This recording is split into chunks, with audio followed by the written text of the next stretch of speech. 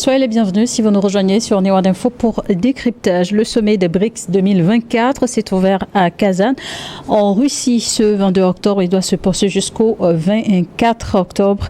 Ce 16e sommet est le premier rassemblement des pays des BRICS suite à son élargissement à 5 nouveaux membres. En effet, l'Arabie Saoudite, l'Égypte, les Émirats Arabes Unis, l'Iran, l'Éthiopie devront à cette rencontre porter leur nombre de 5 à 10 pays. Mamadou Diouf, bonsoir et bienvenue. Merci. Bonsoir Charlotte.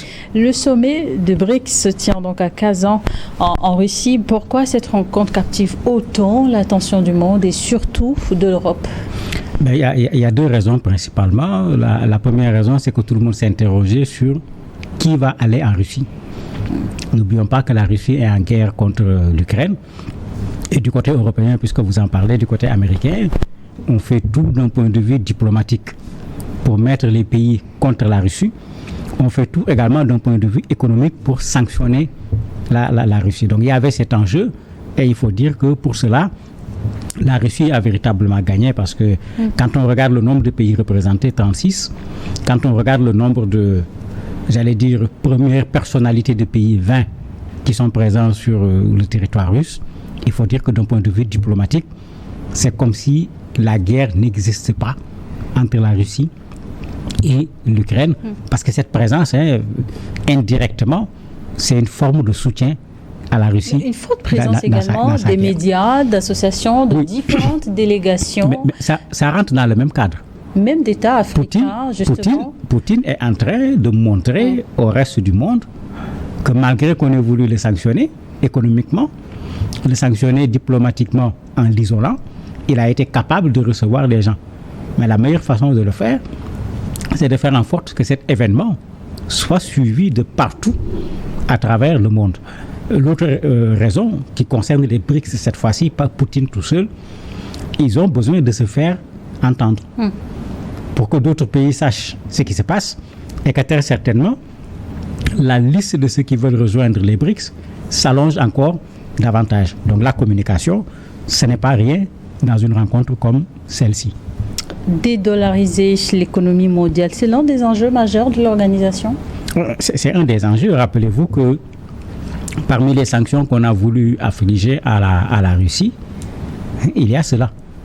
L'empêcher de profiter du système international pour que les banques ne puissent pas pénétrer, etc. Tout le monde connaît la réponse de la Russie qui dit aux gens, d'accord, si c'est comme ça, et comme vous avez besoin de mon gaz, achetez mon gaz avec la monnaie russe. Maintenant, que faire dans ces situations? Parce que quand tu es dans le système, c'est eux qui maîtrisent le système, c'est eux qui dominent le système. S'ils veulent te sanctionner, mais ça marche. Mais l'autre élément, pourquoi le dollar américain va avoir cette aussi grosse place dans le commerce international, alors que ce n'est pas la monnaie de tous les pays, c'est la monnaie d'un seul pays. Mais nous, même Africains, on doit y réfléchir aussi bien par rapport au dollar que par rapport à l'euro. Ça nous amène à faire un double change où nous perdons 2 fois de l'argent si nous voulons récupérer cet argent en francs CFA. Mais nous-mêmes, nous n'avons pas intérêt à suivre cette façon de faire, mais il faut un monde non pas unipolaire comme on veut nous le montrer aujourd'hui sur le plan économique à travers la Banque mondiale, à travers le Fonds monétaire international. Mais pour moi, il faut un monde multipolaire également sur le plan économique.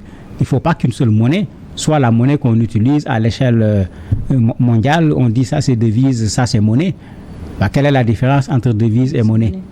C'est grave. Pourquoi nos monnaies ne s'appellent pas devises? Mais il faut qu'on réclame que nos monnaies soient également utilisables, même si nos économies ne sont pas aussi forte. Selon Moscou, pendant la présidence russe des BRICS cette année, la priorité sera donnée au renforcement du partenariat de la coopération dans 3 domaines clés, la politique, la sécurité, l'économie et la finance, ainsi que les liens culturels et humanitaires. Le président Poutine, comme vous le disiez tantôt, il trouve donc un moyen de redorer son blason. Mais tout à fait, il ne faut pas qu'on oublie qu'au départ, c'était BRICS seulement sans le S, en 2001. C'est quand l'Afrique du Sud a intégré qu'on a ajouté le S pour que ça devienne BRICS. Bon, c'est vrai qu'il va être compliqué d'ajouter encore l'initiale de tous les pays qui interviennent, parce que je me demande comment on va prononcer à ce moment cette affaire-là. Je me demande ce que ça va dire. Les pays fondateurs. Oui, ce sont les pays fondateurs. Et au départ, il y avait plutôt la dimension économique. On parlait tout à l'heure de la question du dollar, qu'il y a un monopole au niveau de l'économie mondiale. Mais il y a également le système, le capitalisme, comme ça se fait à l'Occident, qui fait partie de ce qui est contesté. Ça, c'était un enjeu au départ. Mais après, les gens se rendent compte, parce que c'est ça le monde. L'économie est liée à la politique. Diplomatie. Si on veut séparer les deux, ça va être extrêmement compliqué. Donc, s'ils veulent peser sur le plan économique, il faut qu'ils pèsent. Ils parlent de sécurité. Il faut qu'ils pèsent sur le plan militaire. C'est ça la réalité du monde aujourd'hui. Il faut qu'ils pèsent également sur d'autres plans. Mais ils l'ont compris. Donc, vous voyez les BRICS s'élargir progressivement en faisant de l'économie de la priorité, mais en ne s'intéressant pas que à cette question politique. On parle même de culture. Culture humanitaire, justement, quelle importance justement de s'intéresser également à ces secteurs? Mais la question de la culture pose plusieurs problèmes. Le premier problème, on nous dit que nous sommes dans une mondialisation. Alors qu'en réalité, nous sommes plus en présence de quelque chose qui ressemble à une idéologie qu'on devrait plutôt appeler un mondialisme. Parce que c'est des gens qui ont pris des aspects de leur civilisation, des traits de leur culture, et qu'ils ont universalisés. En disant aux autres, suivez. Vous faites comme nous, vous êtes dans la mondialisation, vous ne faites pas comme nous, vous n'y êtes pas. Mais ça pose un sérieux problème. Qu'on se rappelle, pendant la guerre froide, cette guerre des appellations, démocratie, libéralisme, c'est vrai que cela a disparu d'un point de vue idéologique, mais à chaque fois que quelque chose était déposé sur la table, il était clair qu'il n'y avait pas une seule façon de diriger le monde. Aujourd'hui, on a tendance à vouloir faire passer une seule façon de diriger le monde, ce qui entraîne des contestations de toutes parts. Et les BRICS vont effectivement capitaliser cela. Regardez les pays qui sont là-bas, l'Iran. C'est quel pays? Mais c'est un pays contestataire par rapport à l'ordre mondial, particulièrement à l'ordre américain. Et regardez la Chine. Regardez l'Inde.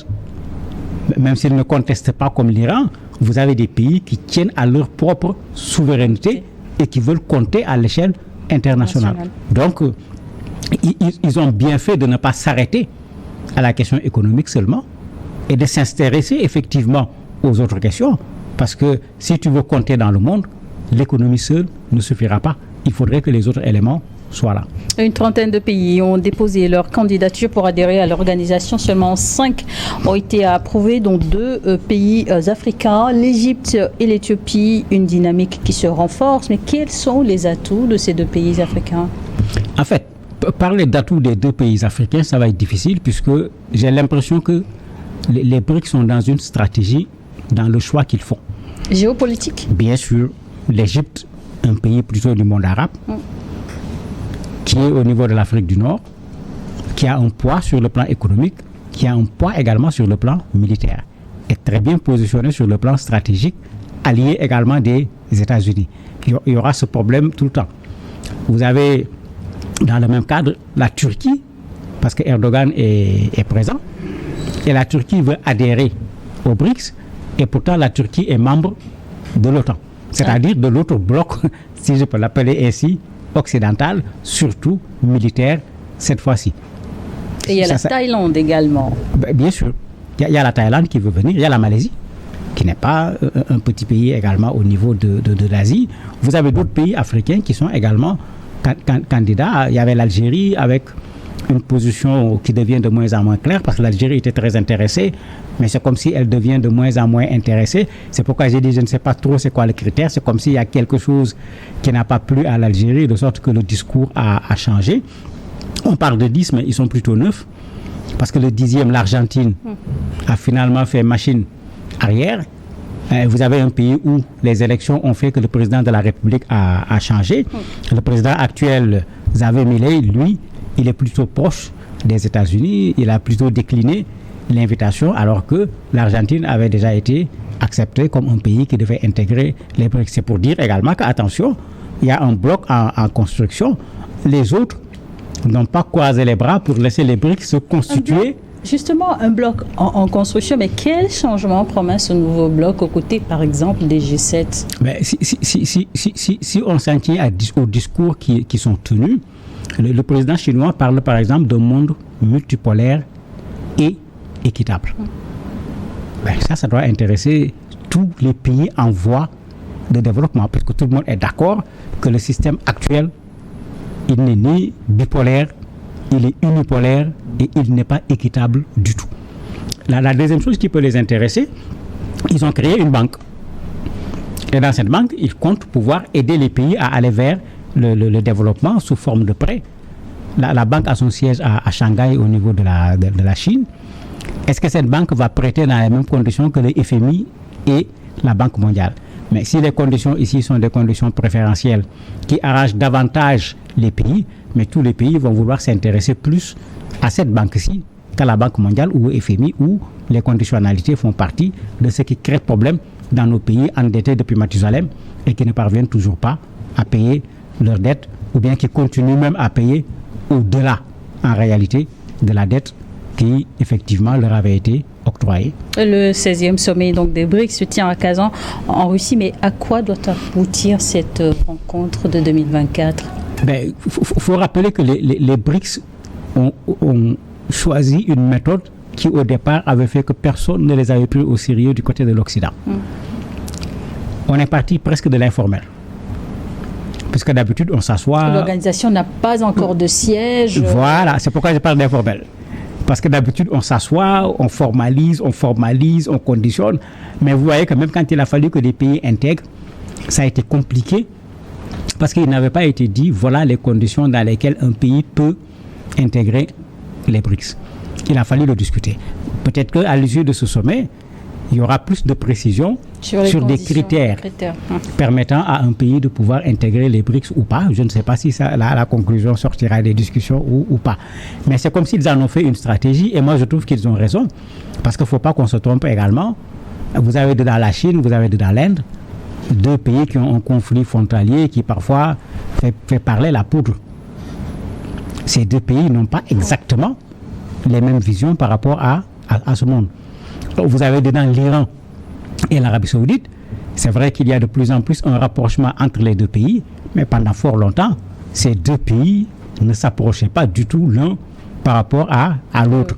Ben, ça fait que quand on regarde la réalité, c'est très intelligent de ne pas vouloir amener une formalisation qui va se traduire par des oppositions internes, mais aller sur le terrain de l'action, poser des choses en commun qui renforcent déjà un cadre, et après, on se met à formaliser petit à petit, au lieu de venir définir un document de 30 pages pour dire les BRICS, c'est ça, voilà comment on y adhère, etc.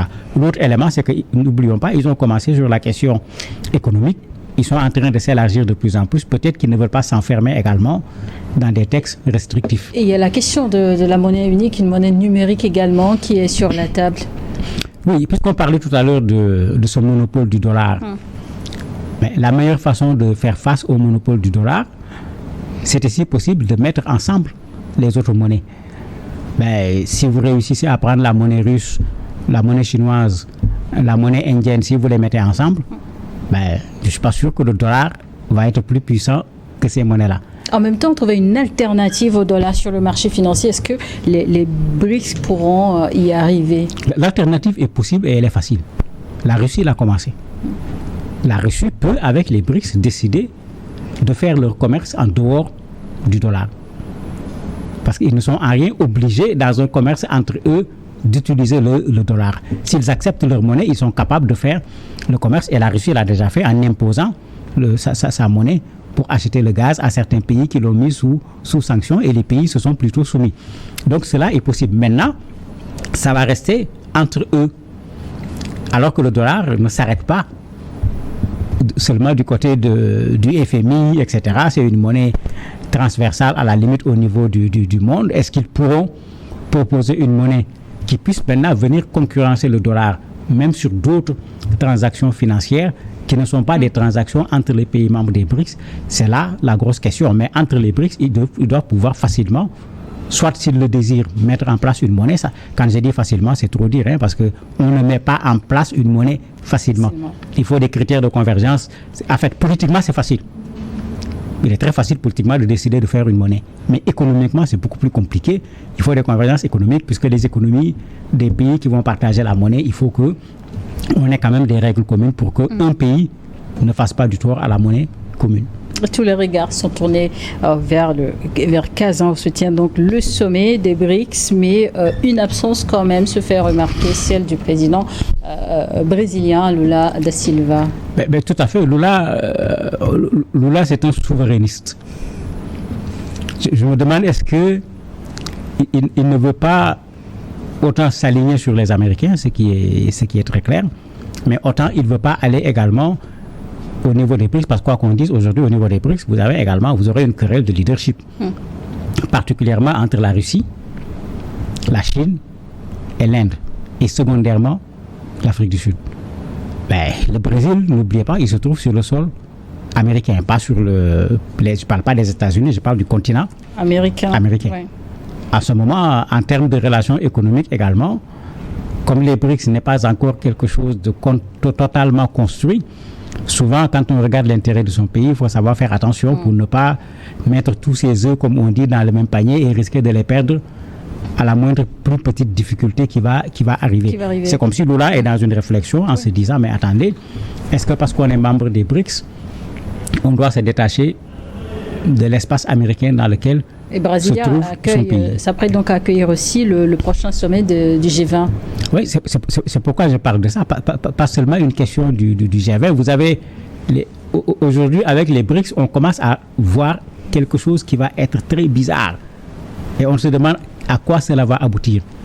L'Union africaine va être acceptée au niveau du G20. On est d'accord. Vous avez déjà des pays africains qui adhèrent aux BRICS. Vous avez d'autres pays africains qui sont candidats. Mais comment on va gérer tout ça finalement? Je veux parler du continent africain. Quelle sera, par exemple, la position de l'Afrique le jour où le G20 prendra une position et que les BRICS prendront une position contraire? Alors qu'on aura une partie au moins de l'Afrique des deux côtés. Ça aussi, il faut que nous, Africains, qu'on fasse cette réflexion pour qu'on ne soit pas là toujours en train d'être les éléments utilisés dans des enjeux pour les autres, dans des intérêts pour les autres, mais qu'on fasse de l'afrocentrisme, qu'on se concentre sur le continent africain, qu'on se concentre sur les intérêts du continent africain pour voir comment faire pour que l'Afrique puisse compter dans ce monde qui est en reconstruction, parce qu'obligatoirement, il va y avoir une reconstruction.